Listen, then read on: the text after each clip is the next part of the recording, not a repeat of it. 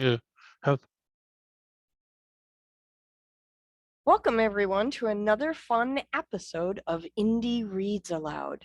Today, we have a super special guest all the way from Oklahoma. Mark McCraw is going to read for us. And the reason this is such a super special event today is that Mark is going to read two stories for us. Both are for young readers.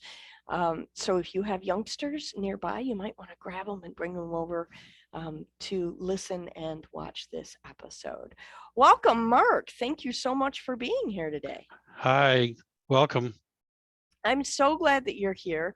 Mark McCraw has spent more than a decade in education working with children and students of all ages, from infants through college students. His career as a military father was important to him and to his family. He is a father of 4 adult children, a grandfather of 9 children. He currently lives in Oklahoma, and so far, he's written 6 books for children. Again, welcome, Mark. I'm so glad that you could make it all the way from the middle of the country today. Thank you. Thank you. I really appreciate it. Look forward to reading a great story. It's going to be a lot of fun. I love that you're going to read 2 stories for us today. Yes. Because I am a 6-year-old at heart, and I love it when people read out loud to me. So the first story you're going to read is Did You Come Home for Lunch? Yes. This is a story about a little boy who is 3 years old and knows that his knows that his daddy is in the Air Force. Sometimes his daddy goes away for a long time while traveling to faraway places. The little boy is proud of him, but also misses him when he is gone. On one trip, the boy gets to see his daddy on a military plane and fly away. Days later, when he returns, the boy does not realize how long he has been gone and says something that makes both of his parents laugh. But the boy is so happy to have his family reunited, he doesn't mind that they're laughing. So, Mark, I'm really excited to hear this story. If you would please take the microphone and read aloud. Absolutely. Absolutely. I'm looking forward to it. The story is really exciting to me. This is called Did You Come Home for Lunch? It's written by myself. And it's dedicated to my oldest son, Ian. This is all the books that I dedicate to each child and grandchildren. My daddy is in the Air Force.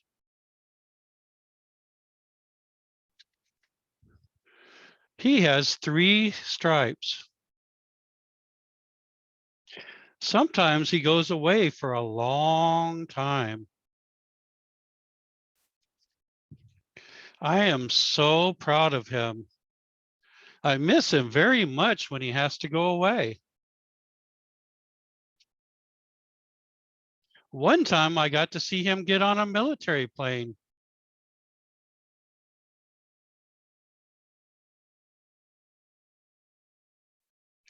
Later, when he came back from his trip, he came to our apartment door.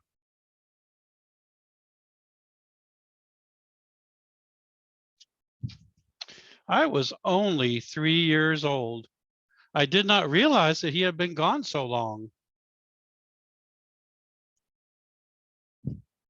I thought he had come home for lunch. I asked him, "Did you come home for lunch?"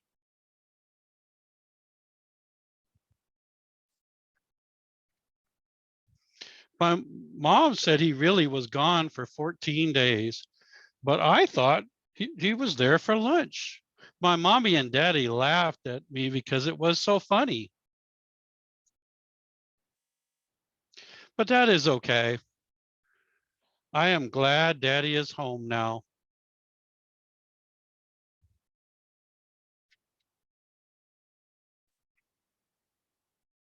Did you come home for lunch? Written Very by Mark nice. McCraw. Who was the illustrator for that book, Mark? I actually came up with the idea, and the illustrator was Archway Publishing, and Okay. I coordinated with them back and forth to get them to put what I wanted on the book itself. Awesome. Very cool. Okay. Now we're going to get into our second story, which is called Rules, Rules, Rules. Rules are particularly important. A little girl is so confused on her first day at school because there are so many rules. She finds out that for each activity or area, there seems to be many types of rules. There are so many that she wonders how she can remember them all. She emphasizes rules, rules, rules. This leads to being irate about having to follow the rules. However, at the very end of the story, she has an interesting twist to why the rules are important. Then the next day comes. Mark, please take the microphone and read this second story for us. Okay, rules, rules, rules. Dedicated to my daughter, Megan McCraw Teal. Today is the first day of school. For everything, there is a rule. Rules, rules, rules.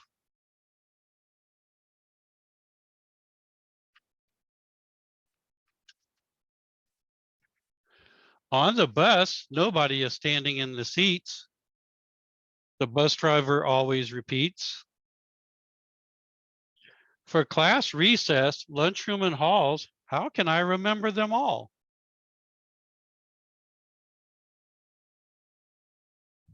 In class, my teacher has a lengthy list, but I know there is a twist. I can only remember a few because I am so new. No talking aloud because the classroom is a zone when the teacher is on the phone. In class, we shouldn't play around. We must listen to the teacher without a sound. No temper tantrums or putting up a fuss. No harsh words or a cuss. No pushing, shoving, or teasing. The teachers agree this is not pleasing. My principle, there is no chewing, chewing, spinning, running, or hitting. Oh, there we go. Oops. Okay.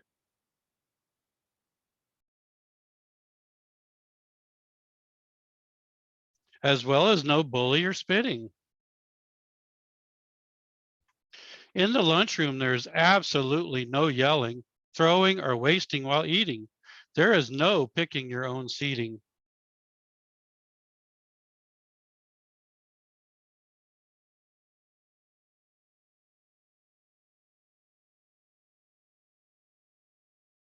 At recess, there's no sliding upside down,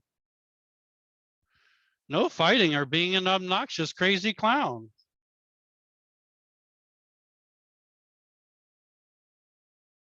In the halls, we are not running and keeping our hands to ourselves while standing tall. We are all tiptoeing down the hall.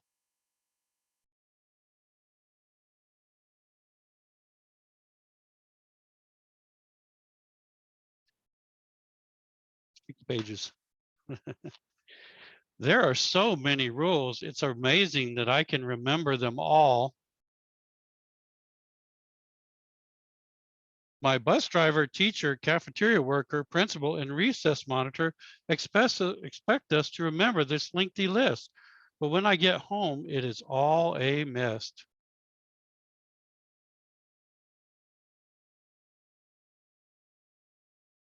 I recognize that rules make me safe and keep me straight. However, I still get irate.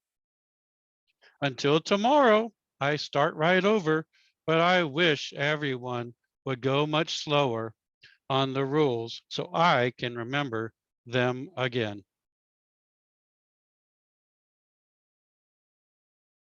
The end. Rules, rules, rules. Thank you so much.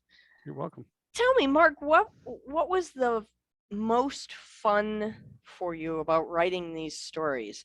Every time I talk to a children's book author, they have a little piece that really shines for them throughout the process? What is that special thing for you? It is my passion for writing. It's my experiences being an elementary school teacher and remembering the things that the first couple of days, even as a teacher, we give them so many rules. And you wonder, like, all this is going in their brain, it's just mushing it all together. And I Sure. thought about thinking about it from a kid's perspective. How does it feel when you're overwhelmed? And I was trying to make these books theme related, like the first one being about moving or missing your parents, or whether in the military or not. I always, when I go to daycares, I always tell them that you don't have to be in the military to experience, your parents being gone to the oil field or what Sure. have you. So Yeah. so I try to relate those books to theme related. I don't write a lot of books that deal with animals. I try to base them on themes. I have some coming up. One that I just put out recently was about Babbling Betty. So it's, so I like to have some fun with some books, like the Toilet Paper Caper 2020 and some other books that I wrote. Um, but I just have fun. It's really exciting to work with illustrators and work with different vendors and try to come up with a product that you're really proud of. Um, Absolutely. and so that's what I love about writing books. I never thought that I would ever write books. I always wanted to write a children's book, and in And February now of you've this got year. 6. I know, I can't believe it.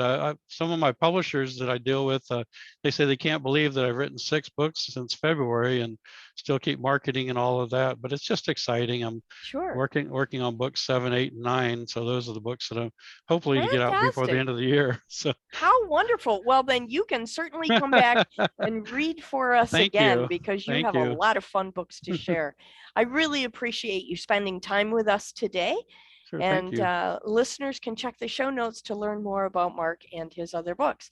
Thank you, Mark. I hope you have an awesome day. Thank you so much. I appreciate you.